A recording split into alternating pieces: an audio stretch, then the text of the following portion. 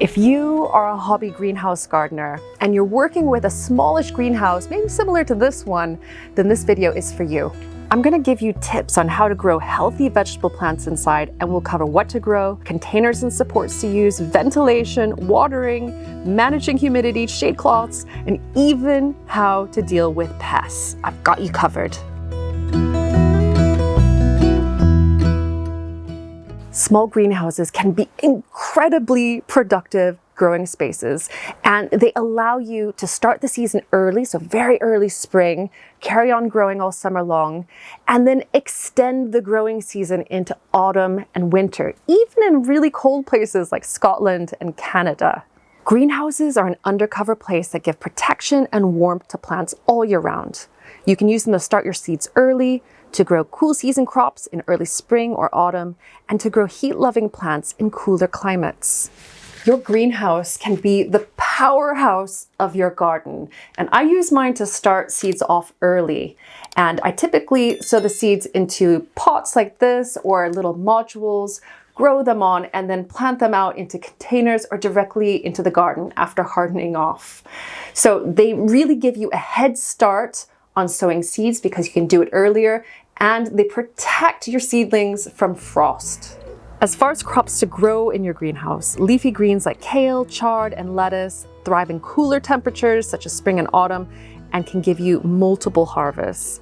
Root crops like carrots, radishes, beets, and onions are compact and happy as long as you plant them in deep pots or trays. For the warm days of summer, plant heat-loving plants like tomatoes, peppers, cucumbers, melons, and basil. Strawberries crop early when you plant them in greenhouses, and climbing plants like melons, beans, and peas make great use of vertical space.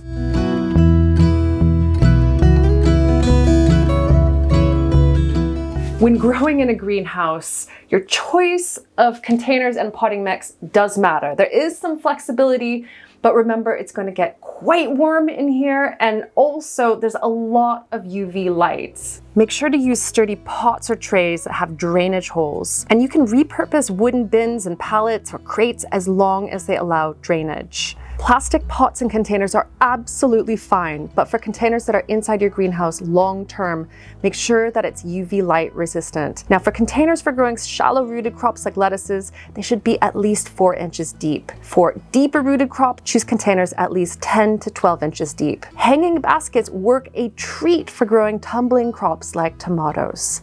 And when it comes to containers, the bigger you can get, the better, because bigger ones can retain moisture for longer. And if you can make self-watering pots like these ones, even better.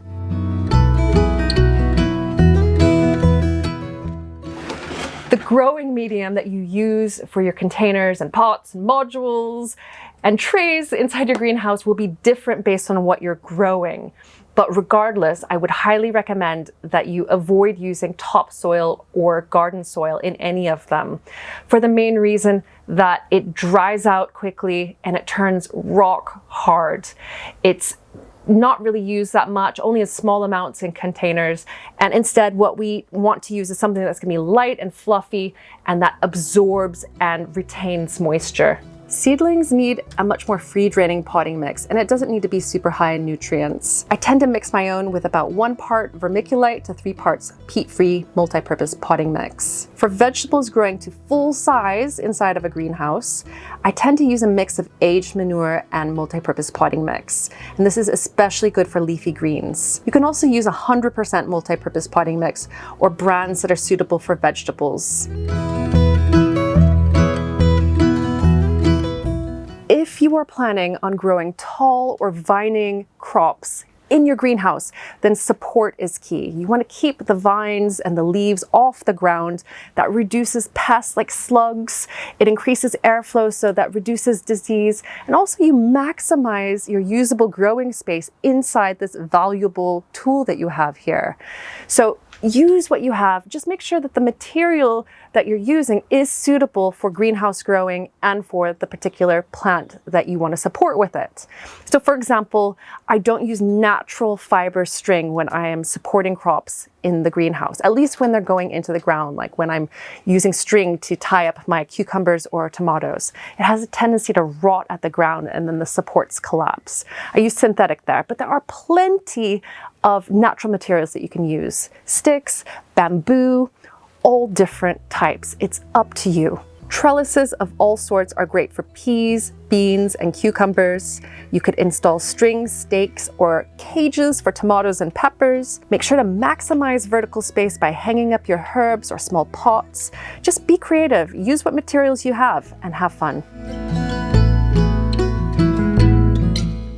Greenhouses are fantastic but challenging microclimates. They can heat up really fast, even if it's not really that warm outside. And then at night, the temperatures can dip to even cooler than it is out in the garden if they don't have thermal mass.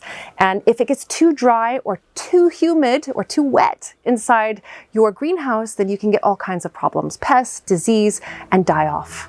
I highly recommend that you keep a thermometer inside your greenhouse that gives you a current reading, but also the highest and lowest temperature recorded. Use roof vents and fans for air movement if you can. Some greenhouses have fancy electronic or automatic openers, but being diligent and manually opening them works for me. You might be new to the term thermal mass, but you'll get it immediately. Greenhouses can get quite cold at night, especially if it has a concrete floor. But if you have something inside the greenhouse that absorbs warmth during the day, like water in a dark tank like this, or moist soil in a raised bed or large planter, then that heat will absorb during the day and then slow release at night. So it'll keep your seedlings and plants a lot warmer. If it gets too hot or the light is too intense for your plants, you can install shade cloths or you can paint the glass with shade paints. Avoid too much humidity or moisture in your greenhouse. The ideal humidity for growing seedlings is about 80%, and for growing vegetables to full size, it's about 60. Now in summer, you will need to work to keep humidity up. Warm, humid air can help keep your plants healthy and deter pests like spider mites. To keep humidity up, I spray the concrete floor of my greenhouse with water. It warms and evaporates, creating humidity that helps my plants to photosynthesize and stay healthy.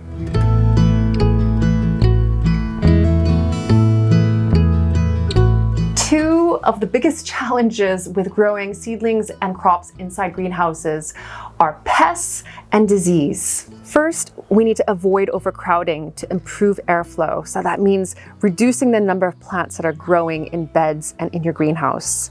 We should also keep the vents and doors open during the day if it's warm enough, and to watch for mildew and mold, especially on lettuces, melons, and cucumbers. If we rotate crops seasonally, that also helps to prevent disease buildup in the soil. And lastly, clean your greenhouse every year. I do it, so it's everything, top to bottom. Clean the glass, look under pots. You can remove so many pests and mold and all kinds of stuff if you do that consistently.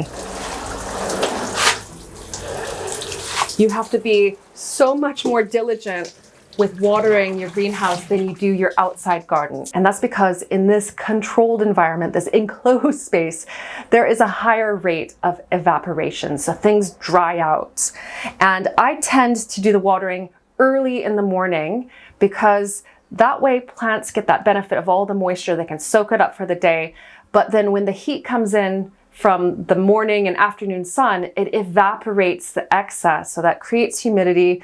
It also dries things out before slugs come out at night. And if there's moisture left on the ground or on surfaces, slugs will just slither around on it and get your seedlings. When you're watering in the greenhouse, water as deeply as you can, but gently. And if you want some easy systems for watering, you could use drip systems, water trays, or even Oyas. And check moisture levels daily. Get your finger in the potting mix. Feel how dry it is deep down. Controlled environments will dry out faster, especially if it has active ventilation or it's really warm. So in short, a greenhouse can be a powerful and very useful tool for starting the season off early, for growing plants that love heat, to get early harvests, and to extend the season. Now you do need to keep an eye on watering and temperature, humidity, pests and disease. use the right containers, use the right potting mix and all of that. But once you have that down, you can grow practically anything and practically all year round in a greenhouse. I hope you enjoyed this video. If you did, give it a thumbs up and leave me any comments that you have or questions down below. And I will see you in the next video. Thanks so much for watching, and I'll see you then. Bye for now.